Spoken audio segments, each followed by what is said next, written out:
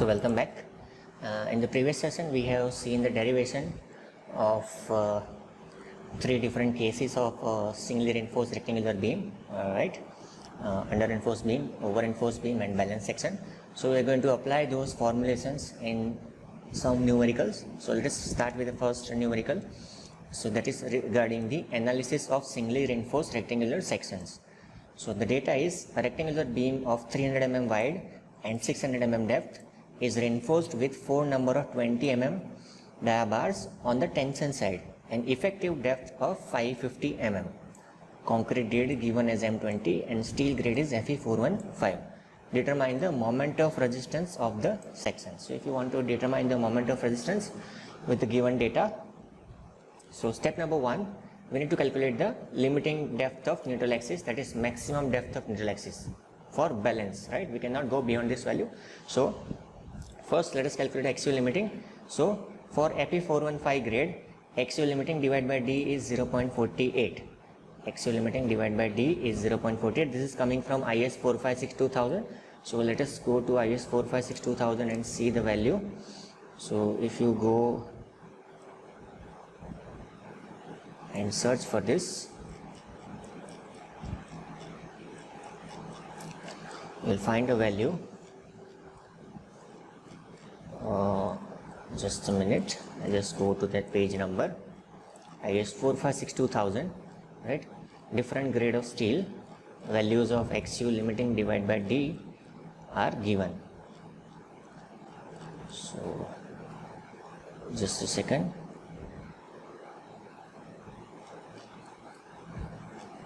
Yes, page number is 70, right? So for different grade of steel, for 250, 415, 500, the values are 0.53, 0.48 and 0.46 respectively. So in our case, grade of steel is given as 415, so we'll get that value as 0.48, right? So this is how we get from page number 70 axial max by D for Fe415 grade, that is 0.48. So we put that value here, 0.48. So axial limiting is equal to 0.48 multiplied by 550. We know the value of D, this is given in the data, 550 mm, right? So we put the value, so 0.48 multiplied by 550, you will get your axial limiting value as 264 mm. Step number 2, we need to calculate XU value, right? So again we have a formula in the IS 456-2000 in annexure G. XU divided by D is equal to 0.87 Fy AST divided by 0.36 FCK BD. So let us see this formula in the IS code. So again go back to the code and go to annexure G.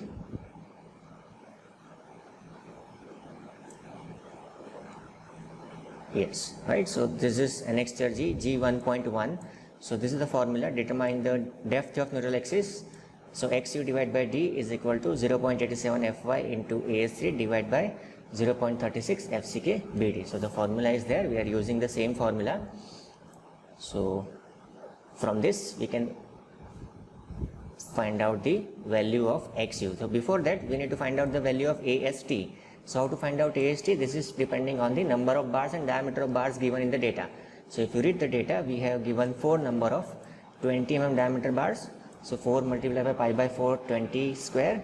So we'll get your area of steel as 1256.6 mm square. So now we know all the values in above equation. So 0.87 multiplied by 415 multiplied by AST, which is 1256.6, divided by 0.36 multiplied by FCK is 20, B is 300, D is 550. So if you solve this equation, you will get your XU divided by D value as 0.328, and if you multiply that with 550, that is D, you will get your XU as 210 mm. So in this case our XU is less than XU limiting. So if XU is less than XU limiting, then the section is called under reinforced section. If XU is less than XU limiting, then the section is called under reinforced section. So for under reinforced section, to calculate moment of resistance, step number 3, we need to use the formula mu is equal to 0.87 Fy AST into D into 1 minus AST into Fy divided by FCK BD. So this formula is again given on the same page number, IS 456-2000, annexure G and G1.1 part B, right? If you read this, mu is equal to 0.87 Fy AST into D, 1 minus AST Fy divided by BD FCK. So we are using same formula. So if you substitute all these values, Fy is 415, AST is 1256.6, D is 550, AST again 1256.6, Fy is 415, FCK is 20, B is 300 and D is 550. So you'll get your value as this number in terms of Newton into mm. If you convert that into kilonewton into meter, divide by 10 raised to 6. So 210.1 kilonewton into meter. This is the moment of resistance that we got for the given data, right? Okay, so there is an important note here, that strain in steel at failure. If you want to find out the strain in steel at failure, so we need to draw the strain diagram for that, right? So let's draw the strain diagram and understand what is been given. So suppose this is the strain diagram, right? At top I have here 0.0035 and at bottom we have this value of 0.87 Fy divided by ES plus 0.002, which is this value which I have written here, right? So strain in steel at failure, right? Strain in steel at failure. If you want to find out strain in steel at failure, right? So using similar triangle rule, now we know the value of XU, right? This is XU here, XU is 210, right? Then I know the value of total depth, right? Total depth is 550. So using similar triangle rule, 0.0035 divided by 210 is equal to strain in steel that is epsilon s divided by the bottom triangle, right? Divided by bottom triangle, that is this height. So this is 550 minus 210, right? So if we convert this into the equation of strain in steel, so this value you will get as 0.00567. Now we need to compare this value with the standard value, which is 0.87 Fy divided by ES plus 0.002, which is this term which I have underlined just now. So this answer I am getting as, standard answer I am getting as 0.0038, and the actual strain in steel for our data is 0.00567, which is more. So therefore steel yields in tension prior to concrete crushing in compressions, which is the ideal case, right? This is the ideal case, and this is the reason that why our member behavior is termed as a ductile, because the strain is yielding the first, and steel is a ductile material unlike the concrete, right? So this is an important thing to be remembered. So this is how we calculate the moment of resistance of a singly reinforced beam. 3 steps. So let us see another small example. It is continuation of this example number 1, right? So let's see what is given in this.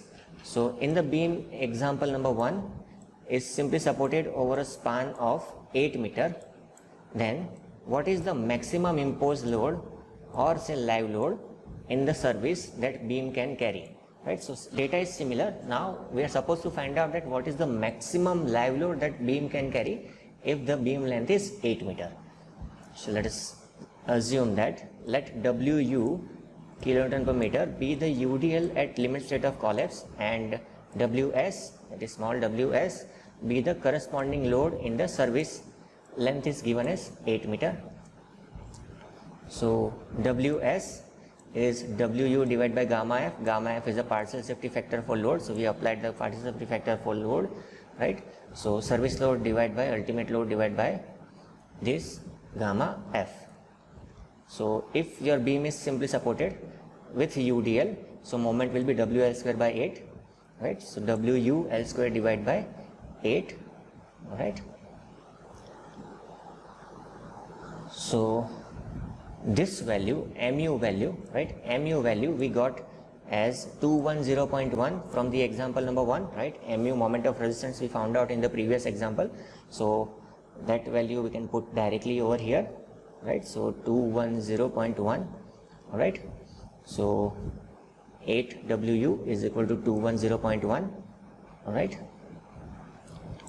and we get our WU value, right? We get our WU value as 26.26 kilonewton into meter, and our WS will be this 26.26 divided by 1.5, so we'll get 17.5 kilonewton per meter. This is service load we are getting, right? This is service load we are getting, right? Now why this 8 is coming? Because L square means 8 square, L square means 8 square, so 8 will get cancelled out, so ultimately it will be 8 into WU. So we get our WS as 17.5 kilonewton per meter. Now this load is inclusive of self-weight of beam, so maximum imposed load, that is given to be found out. So WS minus self-weight of beam. So we need to calculate the self-weight of beam. So self-weight of beam in kilonewton per meter is equal to area into density. So B into D multiplied by unit weight of RCC. So B is given is 0.3. If you remember in the data, effective depth is given. Effective depth is given as 550 mm. But here we need to take the gross area, so we need to calculate capital D. So capital D is equal to 550 plus, we are assuming the cover as 50 mm. This is effective cover we are assuming, right? So that value comes out to be 600 mm, so multiply by 0.6, density of concrete is 25. So we get our self-weight of beam as 4.5 kilonewton per meter. So therefore maximum imposed load in service, so is equal to 17.5 minus 4.5, which is 13 kilonewton per meter. So this much maximum imposed load our beam can carry.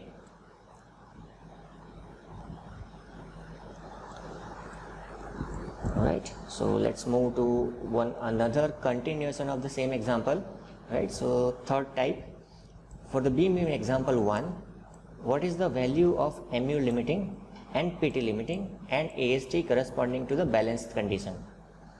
So three values we need to find out: limiting moment of resistance, limiting percentage of steel, and limiting area of steel, alright, for balanced section. So we already know this value, XU max divided by D is 0.48, right? So if you remember, we have derived this MU limiting equation in the previous sessions. If you do not have seen those previous sessions, please refer those sessions so that you can find this formula over there. So MU limiting is equal to 0.36 FCK XU max by D into 1 minus 0.42 XU max by D into BD square. This is the equation that we have already derived in our previous sessions, right? So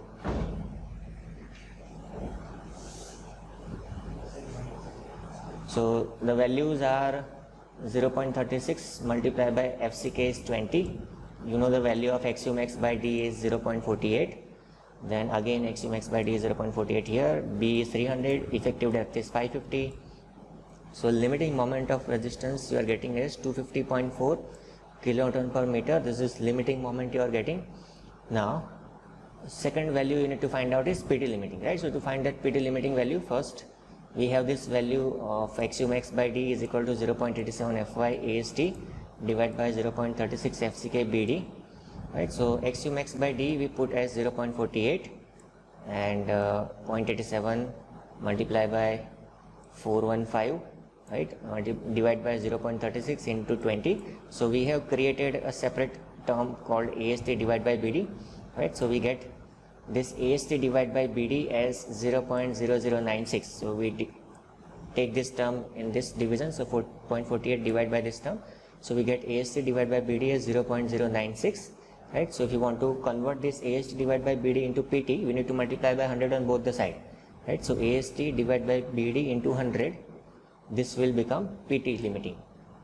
So PT limiting will be 0.96 percentage, right? PT limiting will be 0.96 percentage, and corresponding to this PT limiting, your AST, right? Your AST, if you find AST in the same equation, you will get your AST as 1584 mm square. You will get your AST as 1584 mm square, right? So we got the three values. First is MU limiting, second is PT limiting, and third one is AST corresponding to the balanced condition, area of steel corresponding to balanced condition. Right, so this is how you solve the examples of under reinforced sections. Right, so these are some of the variations of the solution of the under reinforced section. Next we will see the one more case for under reinforced section. Right, so example number 1 can be solved by another method also. Right, so let us see how to solve that with another method. So solve the example number 1 by fundamental method, that is strain compatibility method. So same data that we are going to solve it by another method. So step number 1 is let XU be the neutral axis, actual depth of neutral axis, right? So total compression is equal to area of stress block multiplied by B, right? So that will be equal to 0.36 FCK XU into B. The formula will become 0.36 FCK XU into B. Area of stress block is 0.36 FCK into XU, that is given in IS 456-2000. So if you put the values, so 0.36 multiplied by 20 multiplied by B is 300 and multiply by XU. So we get our value in terms of XU, that is 2160 XU Newton. Now total tension, we know the formula, 0.87 Fy into AST. AST again we have calculated 1256.6 mm square. So if we put all the values, we got the tension value as 0.87 Fy is 415, AST is 1256.6. So we get our value as 4,53,695.43 Newton. So we got our total compression value, we got our total tension value. So for equilibrium condition, compression is equal to tension. So if we equate both of these terms, compression is equal to tension, so we get our XU value as 210 mm, which is the same as we got by the previous method. Right. So step number 2, we need to calculate limiting depth of neutral axis for balanced case. So this is the strain diagram as you can see on your screen. Right, we already calculated. Okay, first we need to find out strain in steel, that is epsilon ST. So epsilon ST is equal to 0.87 into Fy divided by ES plus 0.002. So if you substitute all these values, you will get your strain in steel as 0.003805, which is substituted over here. So from the strain diagram, using similar triangle rule, we can easily find out limiting depth of neutral axis, that is XU limiting, is equal to 263.52 mm. So similar triangle means 0.0035 divided by XU limiting is equal to 0.003805 divided by 550 minus XU limiting. So if you solve this equation, you will get your XU limiting as 263.52 mm. And step number 3 is to calculate moment of resistance. So since XU is less than XU limiting, beam is under reinforced section, therefore tension steel yields prior to the concrete undergoing crushing due to compression. So for this case, centroid of stress block is given directly in the IS 456-2000, which is 0.42 XU centroid of the stress block. So we get our value of centroid of stress block as 88.2 mm. So 0.42 multiplied by 210, which gives us 88.2 mm. Then we can calculate the lever arm Z is equal to D minus 0.42 XU. So if you put all these values, D is 550 minus 0.42 XU is 88.2. So we get our lever arm as 461.8 mm. So moment will be force into distance, that is tension force multiplied by Z. So tension force we got as 453695.43 multiplied by 461.8. This answer we get in terms of Newton into mm. To convert this into kilonewton into meter, divide by 10⁶. So we get our mu value, that is moment of resistance, as 209.52 kilonewton into meter, which is matching with our previous method answer of mu. Right. Then okay, next we will see for over reinforced case. Maybe okay, we'll stop here. Right, we'll see for over reinforced case in the next session. All right, thank you so much for joining in. We'll see you in the next session.